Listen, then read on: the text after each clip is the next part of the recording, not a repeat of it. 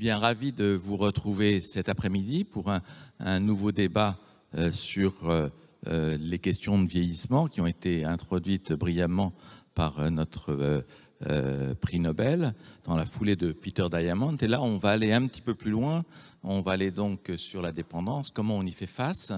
Et je voudrais profiter des invités que j'ai autour de moi pour revenir un petit peu sur un sujet qui nous a occupés ce matin quand les activistes sont venus et évoquer le fait qu'ils n'étaient pas assez représentés dans des tables rondes comme celle-là. Et nous avons passé un peu de temps avec Christian Gaulier à l'heure du déjeuner à dialoguer avec eux. Et en fait, le sentiment qu'ils évoquent et qu'ils reprochent à un colloque comme celui-là, c'est de dire que nous invitons des entreprises à débattre du bien commun. Et si j'interprète ce qu'ils nous disent, c'est ça qui est quelque chose qui les choque. Ils considèrent que le bien commun, ça appartient aux politiques, ça appartient éventuellement aux chercheurs. Donc, on est content d'avoir un chercheur avec nous, avec Katrina Goulao, qui représente ce monde. On est très content, nous, à Challenge, d'inviter des entreprises privées parce que c'est certain que nous considérons que les entreprises font partie de la solution et de la solution du bien commun.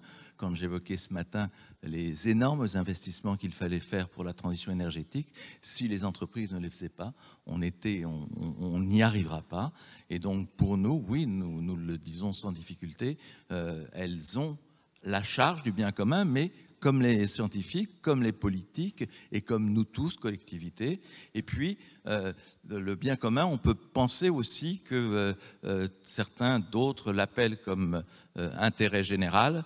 Et donc, l'intérêt général, on l'a aussi à cette table ronde avec la présence de Laure de la Bretèche, qui est en vidéo, je la salue. Laure de la Bretèche, qui est directeur délégué des politiques sociales de la Caisse des dépôts. La Caisse des dépôts, c'est bien l'intérêt général, mais j'insiste beaucoup sur le fait que quand on discute avec Sylvain Rabuel, président de Domusvie, on a le sentiment, et vous allez le voir, j'espère, tout autour de ce débat, qu'il a la charge, lui aussi, du bien commun. Ce qui est plus difficile pour lui, c'est qu'il a aussi des actionnaires, et c'était le sujet qu'évoquait effectivement Yann Leriche quand il disait il nous faut effectivement une chaire à TSE qui puisse voir comment on peut faire la part des choses entre la part du bien commun, la part des actionnaires. En tout cas, heureusement que les entreprises sont là pour prendre une part du bien commun dans leur plan. Je profite de la présence à la fois des trois interlocuteurs autour de moi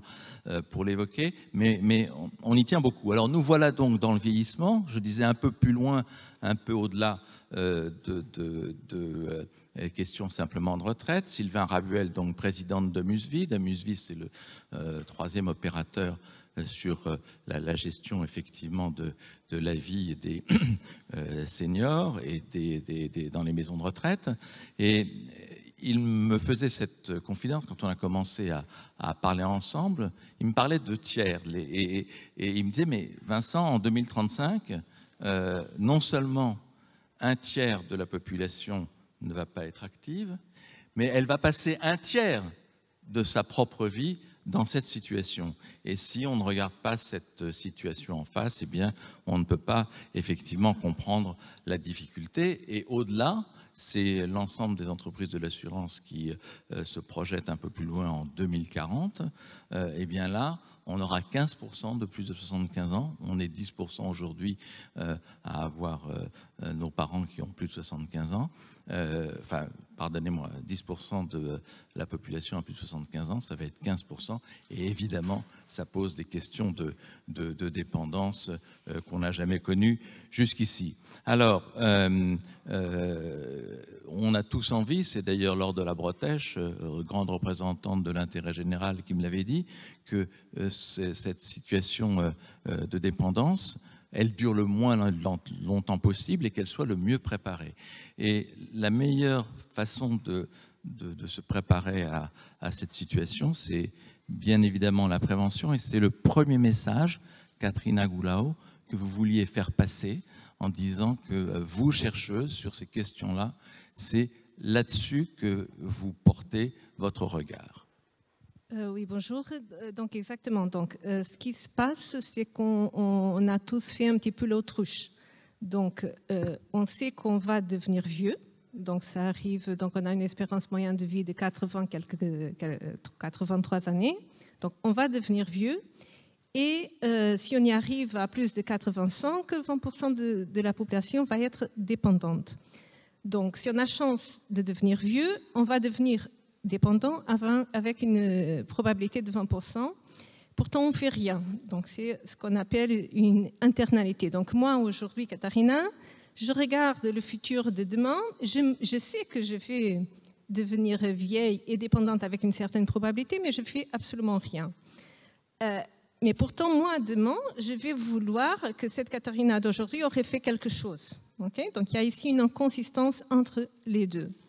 Et après, il y a une autre chose, c'est que moi, je ne fais rien aujourd'hui, mais je sais bien que vous allez prendre soin de moi. Donc, on a vu ça. Donc, la société française, après la canicule de 2003, avec le Covid, on s'est tous paralysés, surtout à cause des personnes âgées. On était consternés avec ce que les personnes âgées ont souffert. Donc, je sais que vous allez prendre de moi. Et donc, je compte sur vous, mais je vous impose un coût. Et ce coût va être de plus en plus grand, parce que tout le monde va se comporter de la même façon. Donc aujourd'hui, il y a 280 000, je crois, personnes de plus de 85 ans qui sont dépendantes. En 2060, les projections, bon, c'est de la science-fiction, mais ça sera autour d'1 million de personnes. Donc, qu'est-ce qu'on peut faire pour ça? Donc la dépendance, il faut comprendre ça, c'est un nouveau risque. Okay? Donc, évidemment qu'avant, on vivait aussi pour plus tard. Mais ce risque, il est nouveau dans le sens qu'avant, par exemple, après la guerre, on parlait des retraites tout à l'heure. Après la guerre, donc le départ à la retraite, c'était à 65 ans. Et l'espérance moyenne de vie, c'était à 60 ans. Donc ça veut dire que la personne moyenne qui partait à la retraite à 65 ans, elle était déjà morte depuis 5 ans. Donc il y a ici des changements démographiques qui font que ce nouveau risque individuel, mais aussi global, a des coûts et qu'on doit le supporter et financer, et on verra ça tout à l'heure. Mais qu'est-ce qu'on peut faire? On peut prévenir ce risque de façon à rendre le risque de la dépendance au plus tard possible, donc le retarder, faire qu'il soit le moins intense possible, le moins sévère possible si vous voulez, et qu'il dure donc qui dure le moins possible aussi. Donc c'est voir l'âge comme un aspect, donc avant on pensait que l'âge on ne pourrait rien faire, on arrivait à vieux, on serait dépendant, point.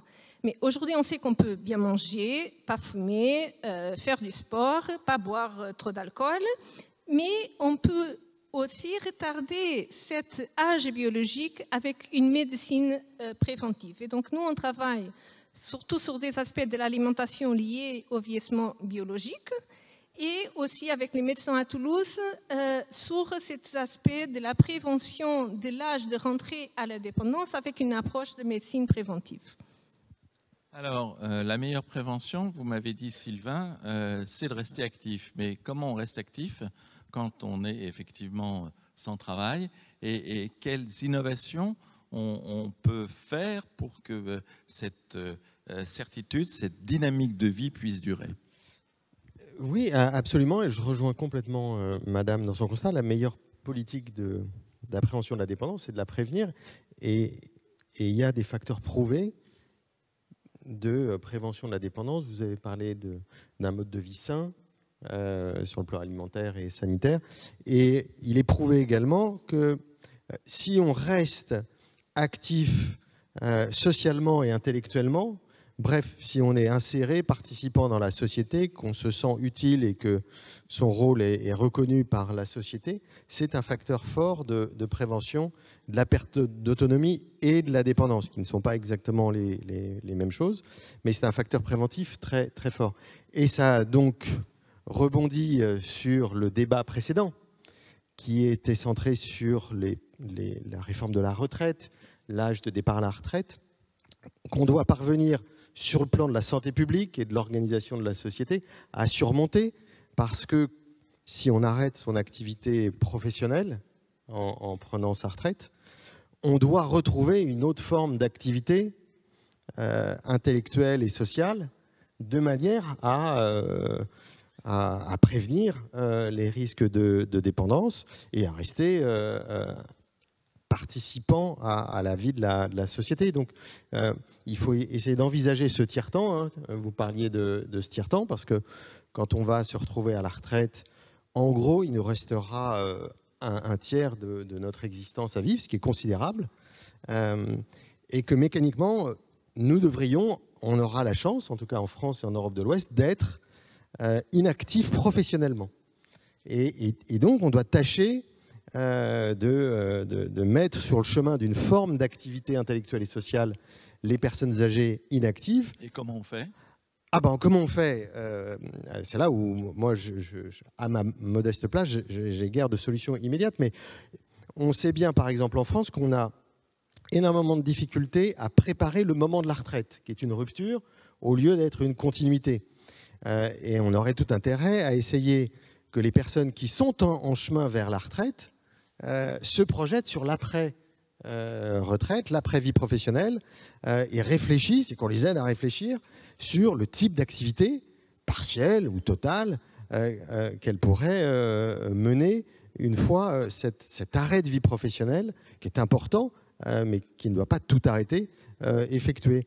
Et on réfléchit avec un club d'entreprise qui s'appelle le Club Landois à des plateformes de type Parcoursup de la retraite, par exemple, qui soit un lieu d'information et de compréhension des rôles qu'on peut tenir dans la société une fois qu'on a cessé son activité professionnelle. C'est une idée, c'est un exemple, mais qui pourrait être très utile pour éviter cette rupture et nous placer, moi-même, dans 20 ans, je serai dans ce cas-là, dans une dynamique de vie, en fait, puisque la vie ne s'arrête pas à la retraite, au contraire, il y a 30 ans d'une nouvelle vie qui commence.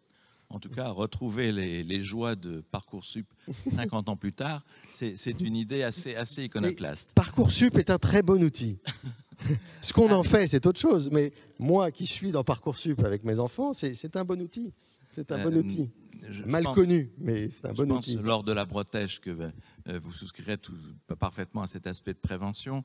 Mais je voudrais nous lancer sur un autre chemin, parce que vous avez une autre casquette à côté de celle de directeur délégué des politiques sociales de la Caisse des dépôts. Vous êtes aussi la présidente du réseau Arpavie, qui est un ensemble donc de maisons de retraite, mais qui sont publiques, qui est un réseau public, et qui a présenté il y a quelques jours un sondage sur ce que justement les Français attendent de leur période du grand âge, comment pourrais-je dire, vous me direz comment il faut qualifier cela, avec aussi une certaine unanimité sur le lieu où cela doit se passer. Donc je vous laisse la parole lors de la Bretèche et je vous remercie de nous dévoiler un peu ce que c'est cette étude qui nous intéresse tous ici.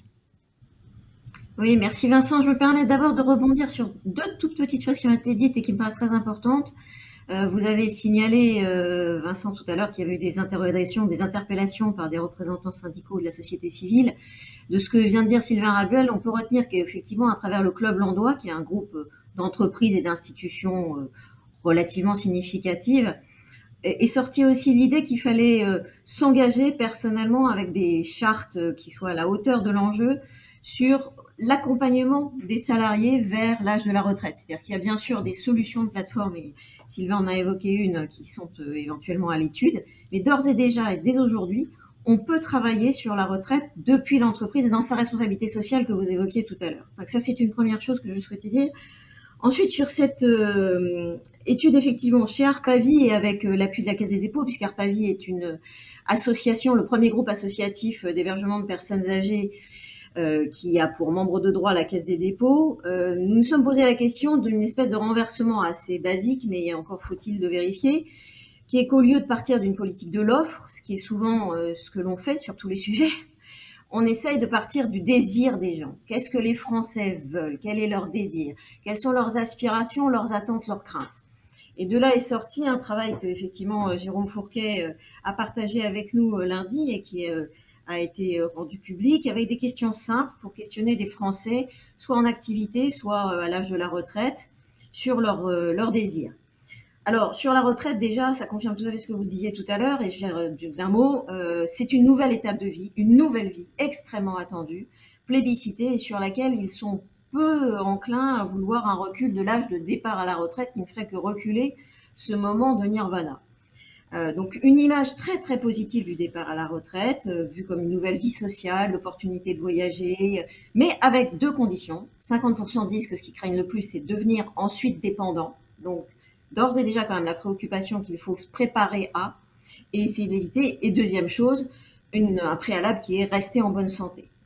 Mais néanmoins, même s'ils savent, comme l'a dit Katharina Goulao tout à l'heure, qu'il y a un risque, même si ce risque ne concerne que 10% d'entre eux, le risque de dépendance, même s'il y a ce risque, l'aspiration principale, c'est de rester chez soi.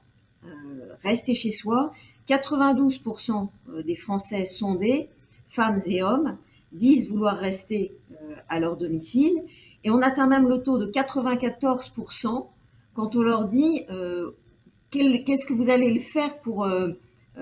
qui va vous demander le plus d'efforts, c'est s'efforcer par tous les moyens de rester chez soi. Donc il y a ceux qui sont entre ce 92 et 94, il y a 2% qui savent que c'est très peu probable. Mais il y a tout de même une aspiration à faire tout ce que l'on peut pour rester chez soi.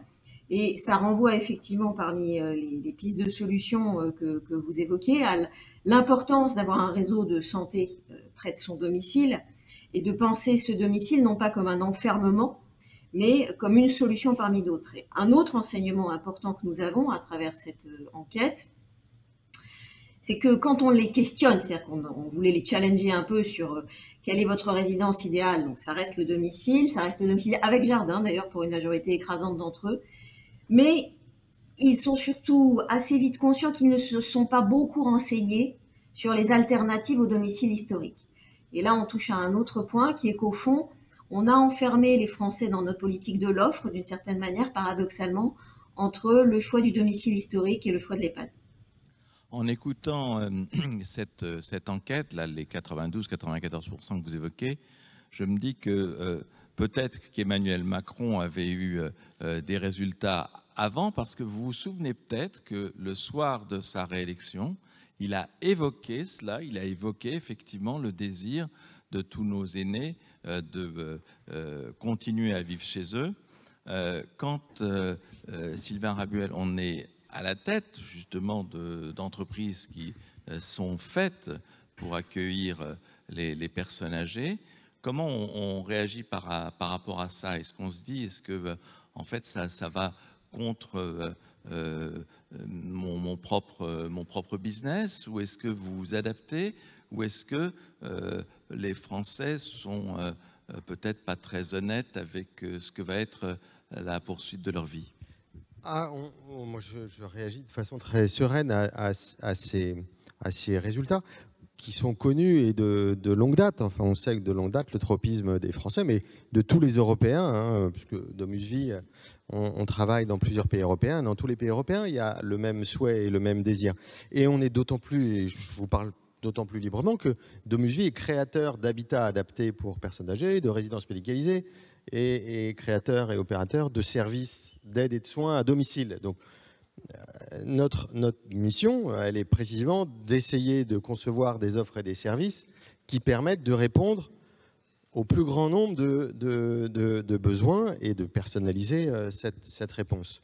Et donc, on opère des maisons de retraite médicalisées, mais pas uniquement des maisons de retraite médicalisées, franchement, je souscris tout à fait à la conclusion de Laure, qui était la responsabilité collective que nous avons, c'est d'avoir laissé les Français devant le domicile historique et l'EHPAD, qui est en réalité une alternative qui est très simpliste. Parce que l'EHPAD, ça ne concerne aujourd'hui qu'un public très particulier. Et le public de personnes âgées, extrêmement âgées, d'une part, et qui souffrent de pathologies chroniques et de déficiences cognitives marquées. Et fort heureusement, Madame l'a dit, Laure l'a dit, nous ne souffrirons, nous ne serons qu'entre 10, 12, peut-être 20% d'une classe d'âge à connaître ces pathologies. Et par ailleurs, on peut les prévenir. Donc en réalité, la maison de retraite médicalisée s'adresse pas du tout à l'ensemble des publics âgés, mais pas du tout. ça s'adresse à un public très particulier qui souffre d'une perte d'autonomie et d'une situation de dépendance lourde. Et pour ces publics-là, je ne vais pas aller dans le sens de l'opinion, mais pour ces publics-là, la maison de retraite médicalisée, lorsqu'elle est bien faite et bien animée, est un cadre de vie qui est sans doute bien mieux traitant que le domicile.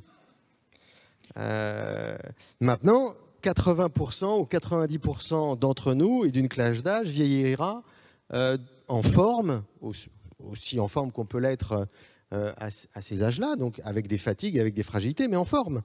Et pour cette très grande partie de la population âgée, il reste à inventer des nouvelles formes d'habitat adaptées, des nouvelles formes de services, parce que le maintien dans le domicile historique tel qu'il est aujourd'hui, là aussi, ce n'est pas une opinion commune, très populaire, mais c'est une impasse.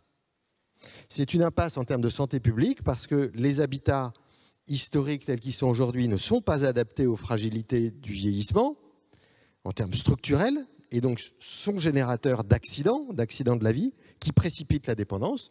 Donc il y a une adaptation forte des habitats historiques à faire, ou la conception de nouveaux habitats adaptés aux personnes âgées. Je pense en particulier en France aux résidences-services pour les personnes âgées. Et par ailleurs, c'est une deuxième impasse en termes social, parce que ce qui est complètement passé par perte et profit dans la logique du maintien à domicile, c'est l'isolement social. Parce que malheureusement, lorsqu'on avance en âge, il peut arriver de perdre son conjoint ou sa conjointe et d'être éloigné de sa famille. Et ce sera de plus en plus vrai pour les futures générations de personnes âgées que nous serons, puisque l'éclatement des familles est un phénomène qui va aller grandissant, et donc vous allez avoir des enfants, des petits-enfants aux quatre coins de la France et de l'Europe, et vous risquez de vous retrouver avec des personnes âgées vivant seules à leur domicile, mais vivant d'abord seules. Et là, on rejoint notre sujet de prévention de la dépendance. Pour prévenir la dépendance, il faut garder une activité sociale importante. Et donc, vivre seul à domicile, quand bien même des auxiliaires de vie viennent vous aider 3 ou 4 fois par jour, vous êtes fondamentalement seul. Et je ne crois pas que ce soit un destin souhaitable. Et c'est là où je conclus, Vincent. Il faut inventer des nouvelles formes d'habitat, qui soient des habitats adaptés physiquement aux fragilités du grand âge, mais qui soient aussi des habitats qui créent du lien social et de l'activité sociale pour les personnes âgées lorsqu'elles deviennent seules ou isolées. Et on va être obligé, et à mon sens c'est positif, de recréer l'habitat communautaire ou semi-communautaire pour rompre l'isolement social du vieillissement. Et pour les publics très dépendants, l'EHPAD et les formes futures d'EHPAD, parce que c'est un modèle d'habitat lui aussi qui est voué à s'améliorer, resteront un lieu de vie et d'accueil pertinent. Mais une fois de plus, pour une partie d'entre nous, et fort heureusement pas la plus grande partie. Et juste pour terminer sur cette partie de où va-t-on vivre, je vous avais entendu lors de la Bretèche prononcer ce nom qui était assez étrange concernant nos aînés ou nous demain, du risque d'assignation à résidence. Oui, vous avez bonne mémoire, effectivement, Vincent. Je parle d'assignation à résidence parce que je pense que le domicile historique, on vient de l'entendre à l'instant, peut être à un moment un risque d'enfermement, à la fois pour des raisons d'isolement social, de perte de sociabilité, parce que finalement, quand on pense aidant naturel, et on y viendra tout à l'heure, on pense souvent aux questions d'aide physique, à la toilette, ce genre de choses, mais en vrai, c'est aussi une aide aux actes administratifs, une aide à la vie sociale, au maintien du lien, c'est de la parole, c'est de l'échange, c'est des nouvelles, c'est ouvrir le réfrigérateur, plein de petites choses.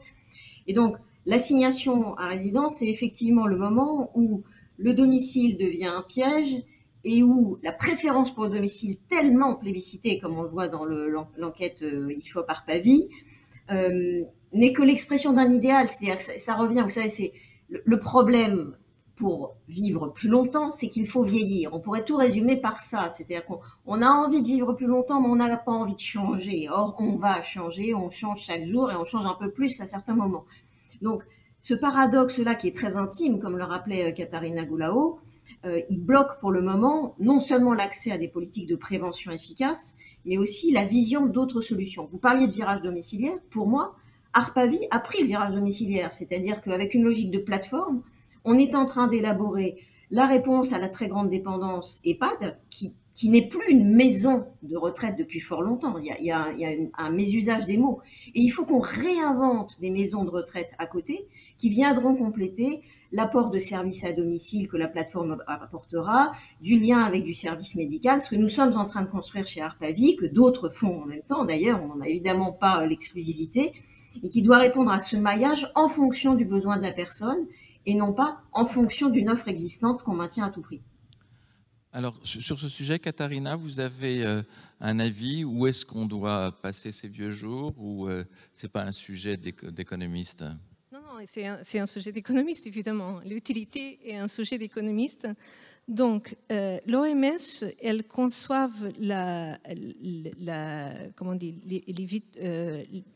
bien vieillir comme la capacité de continuer à faire ce qu'on est habitué à faire. Donc, si on est habitué à vivre chez soi, bien vieillir, ça veut dire aussi bien vieillir chez soi, évidemment avec de l'aide nécessaire à ça. Donc, mais cette notion, c'est importante parce que c'est une notion relative et pas absolue. Donc, bien vieillir, c'est pas changer les couches 3 fois par jour, manger 3 repas par jour. Bien vieillir, c'est la petite dame portugaise qui veut aller rentrer au pays à 70 ans. Elle pourra le faire peut-être avec l'aide nécessaire parce qu'elle est habituée à faire ça. Donc, on doit aider les personnes à continuer à développer des moyens de vie qu'elles aiment bien. Okay? Et donc ça, mais ça, il faut de l'assistance, il faut de les aider. Et ici, je voudrais seulement soulever un aspect important, c'est que ça, c'est pas seulement un aspect de grands âges, c'est un aspect qui est orthogonal à tous les âges, indépendant des âges. Pourquoi c'est important? Parce qu'un des problèmes des grands âges, c'est qu'on arrive aux grands âges si on a des hauts revenus et si on a des bonnes études. Donc, pour des petits revenus, pour des gens qui n'ont pas trop étudié, donc les low social economic class, normalement, ces personnes n'arrivent pas aux grands âges, donc on s'arrête à mi-chemin.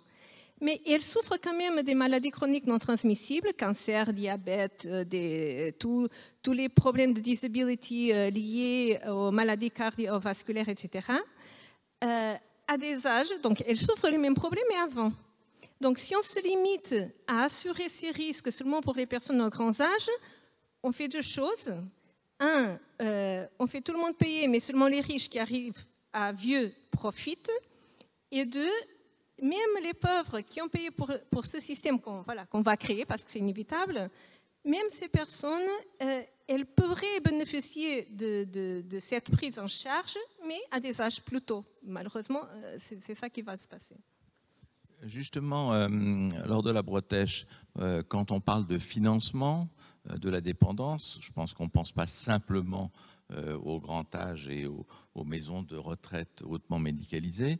Qu'est-ce que ça représente comme besoin? Et selon vous, qui doit le prendre en charge? Parce que le clan des assureurs arrive, bien entendu, en disant écoutez, c'est pas compliqué, c'est un risque, comme le risque automobile. Ils ont même calculé combien ça coûtait, de 6 à 23 euros par mois, selon l'âge à partir duquel vous commencez à vous intéresser au sujet. Et c'est obligatoire. Donc, voilà la théorie des assureurs. D'ailleurs, que ce soit les assureurs privés ou les mutuelles, c'est exactement la même chose.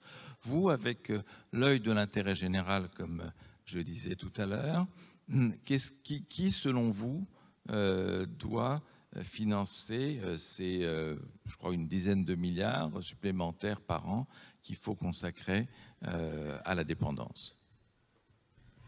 Alors, merci, parce que la question est effectivement cruciale et elle va être au cœur probablement du programme, d'une partie des programmes de ces 5 prochaines années. Je fais juste un tout petit salto arrière sur la question que vous avez posée à Catherine Goulao, parce que je crois que la question que vous posiez sur l'assignation à des résidences tout à l'heure, plus celle du choix de la résidence et quel est le bon moment, quel est le bon endroit pour vivre, elle pose une question qui, à mon avis, est fondamentale à un moment où tous les curseurs d'âge changent. C'est est-ce que les gens ont le droit de choisir jusqu'au dernier moment? C'est-à-dire qu'on a tendance à assigner un âge auquel les personnes âgées seraient dans la préférence du domicile sans avoir le droit de changer de domicile. Vous voyez ce que je veux dire? C'est-à-dire qu'il y a une part de changement qui fait partie du parcours de vie résidentiel normal. Habiter, c'est ça, c'est vivre et c'est choisir où on vit. Et on peut changer d'habitat à 75 ans, comme pour aller au Portugal ou d'autres. Donc, je m'arrête là, mais la notion de choix, elle me paraît assez liée à au nouveau grand âge qu'on doit avoir. Alors, pour le financer, question fondamentale que vous posiez, déjà, reconnaissons que en France, on a la chance d'avoir un système assez solide de socialisation de la dépense, avec une dépense de l'assurance maladie qui couvre la prise en charge en soins dans les EHPAD, et qui solvabilise à travers un certain nombre d'autres dispositifs les interventions médicales. On peut penser à l'hospitalisation à domicile, ce genre de dispositif qui existe et qui permet déjà de penser à la fois la vie à domicile et la vie du grand âge. Ce qu'on constate, en revanche, et vous l'avez rappelé avec vos chiffres, et le rapport Libaud de 2019 qui avait été remis à Agnès Buzyn en faisait état de manière très claire, c'est que le compte n'y est pas. Le compte n'y était pas à l'époque, il y est encore moins, alors qu'on s'est enfin décidé à rentrer dans une logique de revalorisation des revenus du personnel soignant et médico-social, et que donc on a un besoin de couvrir les dépenses de personnel qui est évident et qui doit sans doute encore être réajusté. Donc la question c'est, est-ce que la collectivité publique peut tout couvrir, ou bien est-ce qu'il faut trouver des solutions complémentaires? Il est probable qu'au cœur des travaux du moment, et c'était déjà esquissé antérieurement, il va falloir réviser les taux d'encadrement dans les structures très médicalisées qui ne s'appelleront plus maisons de retraite, puisqu'on a bien dit que c'était plus du tout ce concept-là.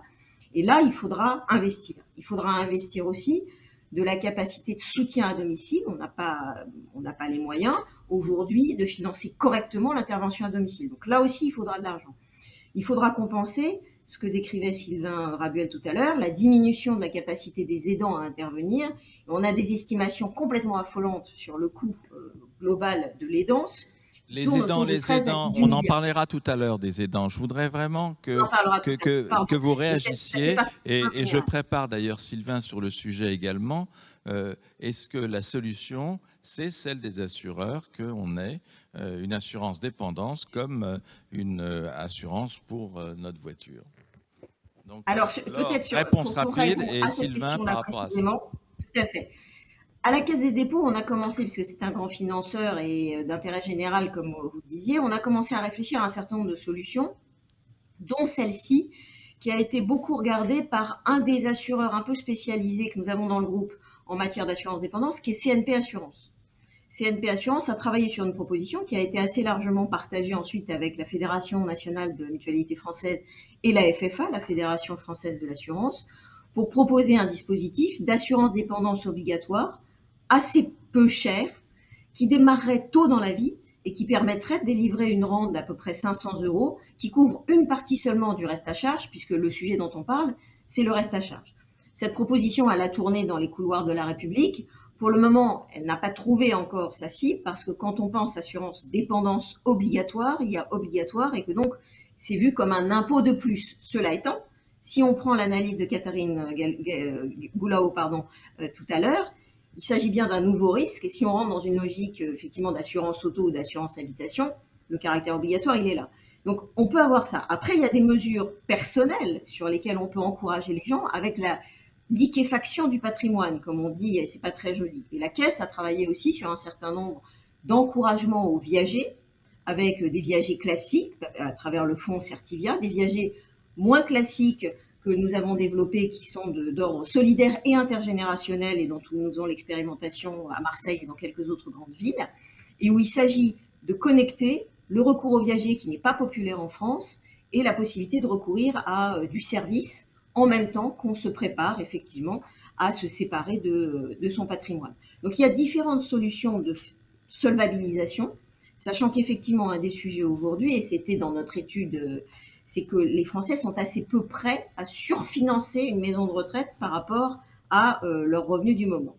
Sylvain, qu'est-ce que vous pensez de ça? Alors que vous me disiez, je crois qu'en fait, il n'y a qu'un Français sur 10 qui va être confronté à un sujet. Oui, est-ce qu'on s'assure quand il y a un risque qui est finalement assez limité? C'est exactement cela. La problématique de l'offre d'assurance obligatoire, elle va être contre-intuitive pour les Français, puisque même s'il y a un risque de dépendance auquel on est tous exposés, néanmoins, on n'y sera pas tous soumis, et fort heureusement et largement. Donc, imposer une charge sociale supplémentaire au nom d'un risque minoritaire, ça risque d'être difficile, d'autant plus que cette assurance obligatoire, elle ira financer, comme le disait Laure, de la maison de retraite médicalisée ou de l'EHPAD du futur dans lequel les gens ne veulent pas habiter. Donc, on voit bien que c'est politiquement pas très simple à manipuler. Et il ne faut pas se focaliser ou se concentrer uniquement sur le financement de la prise en charge de la dépendance, qui n'est qu'un des aspects de la problématique d'ensemble du vieillissement de la société. Et pour appréhender le vieillissement d'ensemble de la société, oui, là, il y a besoin de mobiliser massivement des politiques publiques. Adaptation du logement, adaptation des mobilités. On parle de vivre à domicile, mais il y a une paupérisation aujourd'hui des services d'aide et de soins à domicile qui rend aujourd'hui impossible une vie à domicile durable et de bonne qualité. Donc, il y aura de toute façon besoin de mobiliser des finances publiques de façon très importante pour l'ensemble de la problématique du vieillissement. Pour le sujet spécifique de la dépendance aussi, et la question d'une assurance individuelle peut être posée. Et il n'y a pas de raison objective d'interdire aux Français de s'assurer individuellement. Est-ce qu'il faut l'obliger ? C'est autre chose. Ça, c'est un choix de société, un choix politique qui ne m'incombe pas du tout. Donc, offrir la possibilité de s'assurer, oui, il n'y a aucune raison de l'empêcher. Et une fois de plus, il faut raisonner au-delà de la dépendance sur l'ensemble de ces 30 années de vie et de vieillissement. Là, il y a d'immenses besoins d'adaptation et de financement et d'investissement. Il faudra que la puissance publique y pourvoie et l'investissement privé. Et c'est là où ça répond à votre introduction, Vincent, c'est que la puissance publique ne va pas pouvoir tout financer et il sera utile qu'elle puisse s'appuyer sur de l'investissement privé, pourvu que cet investissement privé il soit guidé à l'endroit et vers les sujets que la politique publique juge utiles, et puis évidemment contrôlés et régulés.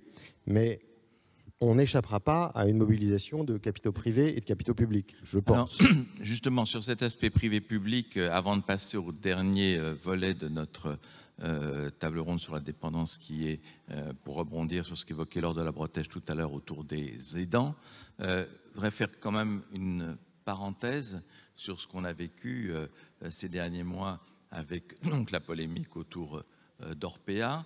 Et à ce moment-là, on a eu le sentiment que c'était vraiment justement les entreprises privées qui étaient visées par ce débat. Et sur ce sujet-là, peut-être que Katharina aura quelque chose à évoquer comme chercheuse, mais j'aimerais bien avoir l'avis de vous deux, peut-être en commençant par vous, Laure de la Bretèche, parce que je me souviens d'une chronique que vous aviez écrite dans Le Monde, qui n'était pas très gentille pour les intervenants privés. Ce n'était pas d'ailleurs à la faveur de l'histoire Orpea, mais vous trouviez quand même qu'on gagnait pas mal d'argent sur le dos, effectivement, des personnes vieillissantes, et bien entendu, avoir l'opinion de Sylvain Rabuel sur ce sujet-là.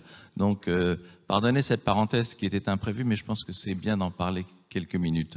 Laure, vous avez une idée par rapport à cette polémique, vous qui avez... Oui, alors ça prouve qu'on n'est jamais assez vigilant à ce qu'on écrit, parce que c'est le lecteur qui toujours a raison dans la compréhension qu'il en a, mais nous avions voulu au contraire, et j'avais souhaité vivement qu'on ne jette pas l'opprobre sur le secteur privé. Ça n'est pas l'objet. Il y a des gens qui font un très bon travail dans les structures privées, qu'elles soient privées, associatives ou privées lucratives. Pardon Laure, vous aviez souligné les profits des opérateurs privés. Hein, donc, alors après, c'est différent. La question que nous mettions en évidence, c'est la suivante. C'est qu'en fait, le système médico-social tel qu'il a été conçu en France, l'a été sur un modèle qui est largement issu de l'héritage de l'assistance publique hôpitaux de Paris, pour faire court, c'est-à-dire un modèle où on ne faisait pas la différence entre l'hospice et l'hôpital. Et cette histoire-là, elle est assez récente. On visitait encore des chambres à 15 dans ce qui était des EHPAD publics il y a 30 ans. En revanche, l'histoire étant publique, elle n'a pas permis aux régulateurs de réfléchir assez aux incidences que la financiarisation du secteur pouvait créer. Et c'est là qu'à mon avis, il y a un sujet sur lequel, dans un secteur comme celui-là qui touche à l'humain, et on a vu à quel point on n'arrivait pas à démêler dans le scandale Orpea le fait que d'une part, des gens n'étaient pas forcément traités comme ils espéraient l'être, mais qu'en plus, ils payaient très cher pour ça. Et les deux faisaient une espèce de cocktail terrible. Et donc, face à ça, l'idée, c'est que c'est un secteur sur lequel il faut, comme l'a rappelé Sylvain Rabuel, et je suis parfaitement d'accord avec lui, une offre privée, ne serait-ce que parce qu'il est normal que des gens qui en ont les moyens puissent le vouloir. Mais je rappelle quand même que la retraite moyenne d'une femme en France est 1 300 € pour un coût moyen de l'EHPAD qui est plutôt autour de 1900-2000.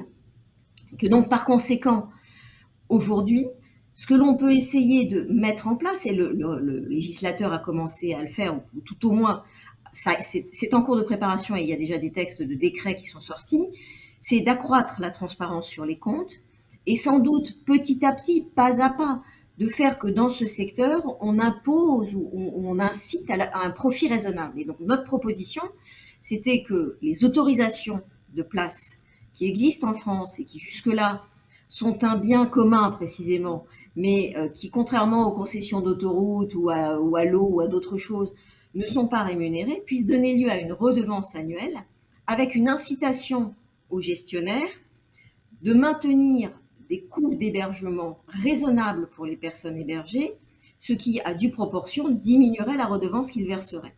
Donc, l'idée, c'est d'avoir un système incitatif vertueux qui permette de faire coexister un secteur privé lucratif, un secteur privé non lucratif et un secteur public. Financiarisation du secteur, ça on entend, on aurait pu avoir notre collectif sur le sujet là. Donc. Oui, sans doute. Moi, je ne souscris pas à ce terme de financiarisation du secteur. Pour notre public, qui n'est peut-être pas spécialiste de la question, ça vaut la peine de prendre 30 secondes pour refaire l'histoire de l'offre privée dans le métier du vieillissement et des maisons de retraite, qui est une histoire récente, comme le disait Laure. En gros, le secteur privé représente aujourd'hui 25% de l'offre, hein, donc un petit quart de l'offre d'accueil en maison de retraite médicalisée ou en EHPAD. Un quart. Donc les 3/4 des établissements et des lits en France sont des lits publics ou associatifs, donc à vocation non commerciale. Deuxième élément à rappeler à tout le monde, il y a malheureusement autant de faits de maltraitance qui surviennent dans les établissements publics, dans les établissements associatifs que dans les établissements privés. Et c'est un fait établi par la défenseure des droits qui a remis un rapport il y a 1 an à ce sujet-là et qui l'a rappelé durant la crise Orpea, tout comme par la Cour des comptes qui a remis un rapport sur l'ensemble du secteur médico-social et des EHPAD au Sénat au mois de mars. Donc il n'y a pas de corrélation entre le statut et la survenue de faits de maltraitance. Donc faire au nom du scandale Orpea, qui est un scandale avéré et dans lequel je ne me reconnais en rien pour ce qui concerne mon entreprise, au nom de ce scandale, de jeter l'opprobre sur les 25% d'opérateurs privés qui tâchent de mener cette mission essentielle avec compétence et dévouement. Troisième chose, le secteur privé en 20 ans a créé 130 000 lits, 140 000 lits ou 150 000 lits sur 600 000 lits aujourd'hui, sur fonds propres exclusivement, sans aucune aide publique, sans aucune subvention. Ça représente un investissement par les investisseurs privés de 15 milliards d'euros. Et si c'est ça qu'on appelle la financiarisation, oui, il a bien fallu trouver des investisseurs pour créer ces lits. Mais une fois de plus, la puissance publique n'a pas mis 1 euro pour soutenir, subventionner la création de ces 150 000 lits qui sont indispensables aujourd'hui et qui ont complété l'offre publique et associative. Donc on a bien été content, heureux, je parle de la puissance publique, de trouver des investisseurs financiers pour créer cette offre qui était nécessaire. Et ce faisant, je crois que dans ce métier-là, les opérateurs privés ont apporté une forme de renouveau, en tout cas en termes d'hébergement et de qualité de service, qui a créé une dynamique d'amélioration de l'ensemble des conditions d'accueil des personnes âgées, qu'elles soient dans le public et dans l'associatif. On voit qu'aujourd'hui, le secteur public a enclenché, notamment avec le Ségur de la Santé, un immense travail de rénovation de ces établissements. Et je crois qu'ils l'ont fait aussi parce que le secteur privé a modernisé l'ensemble de l'offre. Voilà. Parfaite illustration de mon propos de tout à l'heure, qui était qu'effectivement, les entreprises privées étaient également une part de la solution quand on cherche à sauver le bien commun. Est-ce que, Katharina Goulaon, vous avez un regard de chercheuse sur ce point, opérateur privé, opérateur public, association? Alors, je pense que, comme dans n'importe quel secteur de la société, éducation, les crèches, voilà, il y a une place pour tous les intervenants. Et c'est très bien que le secteur de la dépendance des maisons de retraite, de l'aide, de l'assistance, soit rentable, parce que ça veut dire qu'il y a une place pour que les entreprises viennent et puissent nous donner du lit dont nous aurons besoin dans le futur. Donc ça, c'est très bien. Donc, ce n'est pas au gouvernement à tout faire. Maintenant, il faut réguler. Et ça, c'est une responsabilité du gouvernement. Donc, il faut que le service qui est supplied, qui est offert à la population en général, soit de qualité. Et c'est là la difficulté, parce qu'avec les crèches, on voit nos enfants tous les jours. Donc, on les dépose à la crèche, on vient les chercher le matin, le soir. Donc, on voit ce qui se passe. On a un accompagnement. Donc là, donc, surveiller la qualité des services offerts pour les personnes plus âgées, la difficulté, c'est la coupure de la société de ces personnes âgées. Donc là, je vous rejoins tout à fait. Donc il faut repenser comment mettre les personnes âgées au centre de notre société. Et je suis désolée, mais le scandale Orpea, c'est aussi parce que nous, en tant que société, en tant qu'individus, nous avons coupé des liens de socialisation avec ces personnes. Parce que sinon, si on aurait le cherché pour faire une promenade le soir, le matin, voilà, on s'aurait rendu compte. C'est, je pense, un point évident, mais qui n'est pas assez souvent souligné par rapport effectivement aux gens très âgés. Je voudrais qu'on consacre les 6 minutes qui nous restent de débat à un sujet qui est énorme concernant effectivement la dépendance, et je vous demanderai chacun de concentrer en 2 minutes ce que vous voulez dire à ce sujet-là. C'est celui des aidants, tous ceux donc qui sont des professionnels ou qui sont simplement des membres de la famille qui permettent à nos aînés dépendants de continuer à vivre le mieux possible.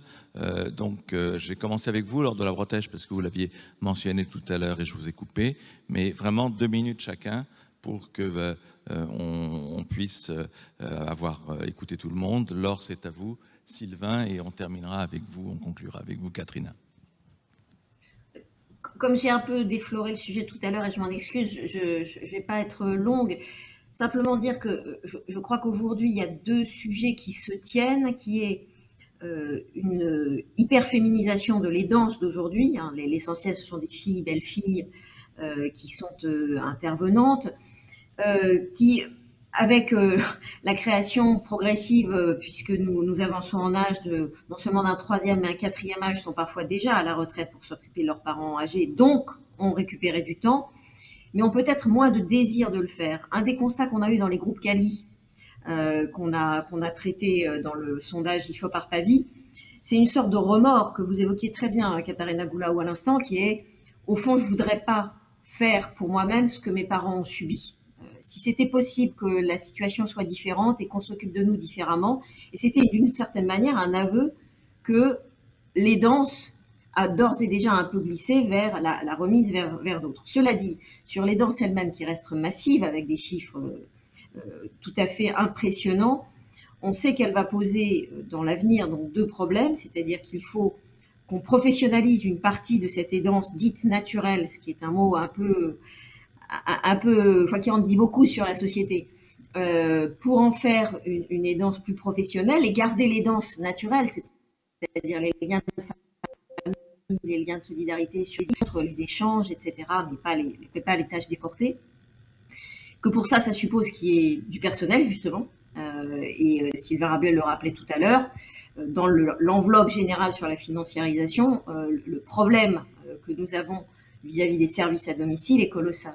Donc il va falloir aller les chercher, les trouver et leur simplifier la vie. Donc cette aidance, elle nous pose ce premier problème. Ensuite, du coup, il faut qu'on rende ce secteur attractif.